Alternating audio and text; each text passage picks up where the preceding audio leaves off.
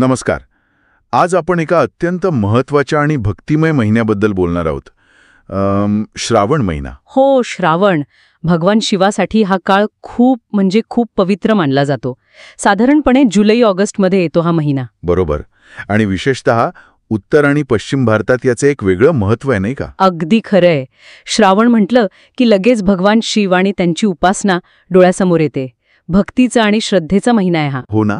आणि अनेकांना घरी श्रावण पूजा करायची इच्छा असते, पण कशी करावी, काय काय करावं, हे थोडं गोंधळल्यासारखं होतं कधीकधी. खरंय. म्हणूनच आज आपण या पूजेची पद्धत म्हणजे त्याचा जो विधी आहे तो व्यवस्थित समजून घेऊया. म्हणजे तयारीपासून ते अगदी मंत्रोच्चारापर्यंत कसं करायचं. हो, उत्तम विचार आहे. म्हणजे घरी पूजा करणाऱ्यांना एक स्पष्ट कल्पना येईल. चला तर मग सुरुवात करूया. तयारी कशी करायची असते? हो, तर माहितीनुसार पूजेच्या दिवशी शक्य असेल तर ब्रह्ममुहूर्तावर उठावं. म्हणजे सूर्योदयाच्या साधारण 1-1.5 तास आधी. अच्छा, म्हणजे अगदी पहाटे. हो.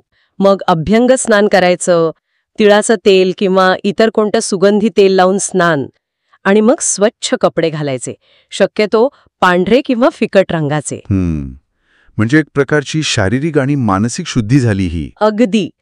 तन आणि मन दोन्ही पूजेसाठी तयार करायचं. मग घरात देवघर असेल तर तिथे, किंवा एखादी दुसरी स्वच्छ शांत जागा निवडायची. आणि तिथे मांडणी करायची. हो. एका तांब्याच्या थाळीत किंवा स्वच्छ पाटावर शिवलिंग किंवा शिवाची मूर्ती किंवा फोटो स्थापित करायचा. जागा थोडी फुलं रांगोळीने सजवली की कसं प्रसन्न वाटतं. बरोबर. आणि दिवा. हो, दिवा लावायचा. आणि मूर्ती किंवा लिंगाला चंदन आणि कुंकुवाचा टिळा लावायचा. झाली आपली पूर्वतयारी. छान. आता येतो महत्वाचा भाग, अभिषेक. याबद्दल ऐकलंय की खूप साऱ्या गोष्टी अर्पण करतात. त्याची काही क्रमवारी असते का, आणि त्याचं महत्त्व काय? हो, अभिषेक हा खरं तर पूजेचा आत्माच आहे म्हणायला हरकत नाही. यात एक क्रम आहे. सुरुवात शुद्ध पाण्याने करतात. शक्य असल्यास गंगाजल असेल तर उत्तम. हे शुद्धीकरणाचं प्रतीक आहे. मग दूध अर्पण करतात. दूध म्हणजे कसं पोषण आणि शांततेचं प्रतीक मानलं जातं. आणि मग मध, दही, तूप वगैरे पण असतं ना? हो. त्यानंतर मध म्हणजे जीवनातला गोडवा. मग दही, ते पण शीतलता आणि आरोग्यासाठी. त्यानंतर तूप, जे स्नेह, ऊर्जा आणि ज्ञानाचं प्रतीक आहे. अच्छा. आणि मग साखर किंवा खडीसाखर, जीवनातल्या आनंदासाठी. हे सगळं अर्पण करताना मनातल्या मनात किंवा अगदी हळू आवाजात ओम नमः शिवाय मंत्राचा जप चालू ठेवायचा. आणि बेलपत्र, त्याशिवाय तर शंकराची पूजा अपूर्ण म्हणतात. अगदी बरोबर. 3 पानांचं बेलपत्र शिवांना अत्यंत प्रिय आहे.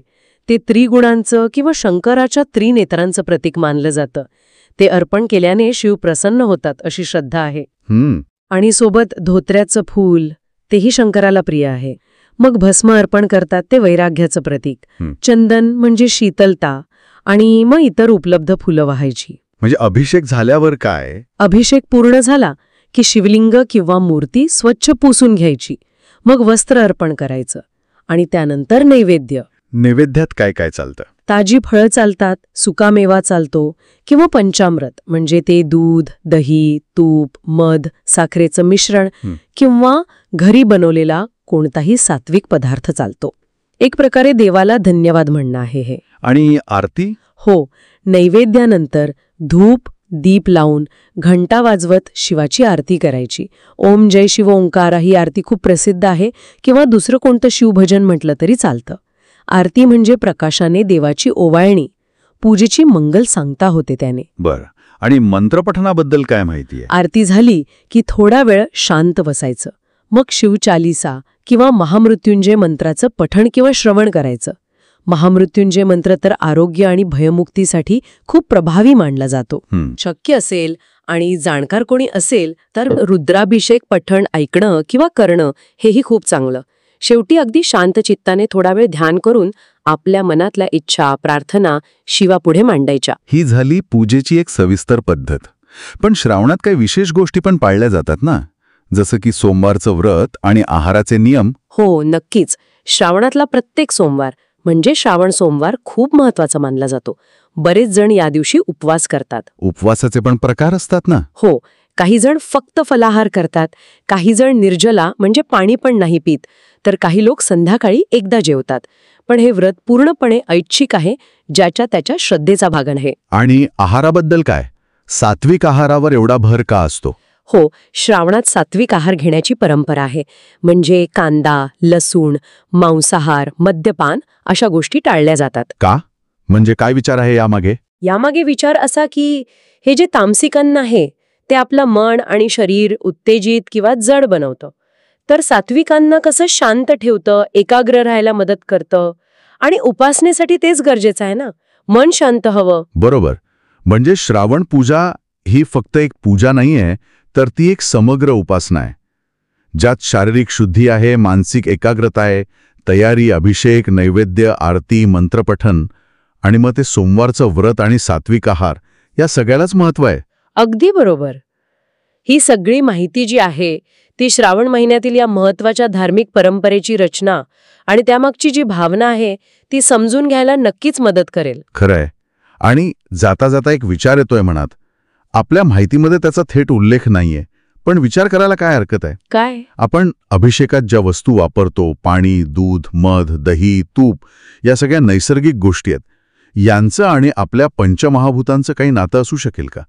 म्हणजे प्रत्येक वस्तू कोणत्या तरी तत्वाशी जोडलेली असेल. अरे वा, खूपच रंजक विचार आहे हा. खरंय, प्रत्येक नैसर्गिक वस्तूत एक तत्व असतं. पाणी म्हणजे जीवन, दूध पोषण, तूप ऊर्जा. याचा संबंध पंचमहाभूतांशी किंवा मानवी चेतनेच्या वेगवेगळ्या स्तरांशी जोडण्याचा प्रयत्न करणं हा खरंच एक चिंतनाचा विषय होऊ शकतो. हो ना. हो, कदाचित यातून उपासनेला अजून एक वेगळी खोल अशी दृष्टी मिळेल.